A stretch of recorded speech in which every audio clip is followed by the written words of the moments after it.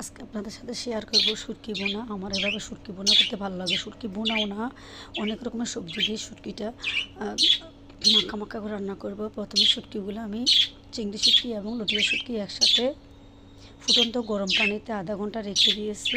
15-20 মিনিটের মতো দিয়ে ভালো মতো ধুয়ে পরিষ্কার করে কড়াই বসিয়ে তেল দিয়ে একটু লবণ আর শুটকিটা ভালো মতো ভেজে নিয়েছি। একদম সুন্দর একটা শুটকির ফ্লেভার বের হওয়া পর্যন্ত ভেজে নিলাম লাল করে। তারপর আমি হলুদ মরিচ এবং রসুন বাটা দিয়ে দিয়েছি, দিয়ে আরেকটু নেড়ে চেড়ে নিয়ে মাখা মাখা হয়ে যাওয়ার পরে এখন দিয়ে দিলাম পেঁয়াজগুলো।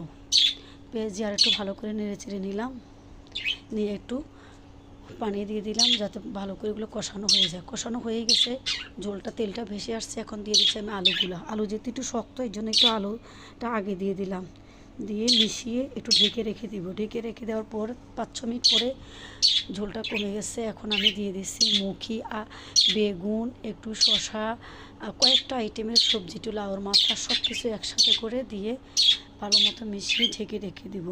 সবজি থেকে একটু পানি বের হবে, পানিগুলো দিয়ে সবজিগুলো সিদ্ধ হয়ে যাবে।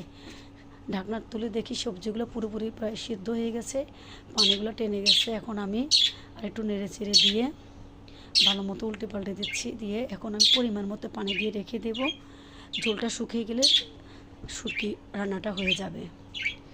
পরিমাণ মতো ঝোলটা দিয়ে দিছি, আর মাঝে আমি দিয়ে দেবো কেটে রাখা কিছু টমেটো, একদম টক টক টমেটোগুলো দিয়ে দিলাম। এখন ঢাকনা দিয়ে রেখে দিব, আর 10 মিনিট পর রান্নাটা হয়ে যাবে। আল্লাহ হাফেজ।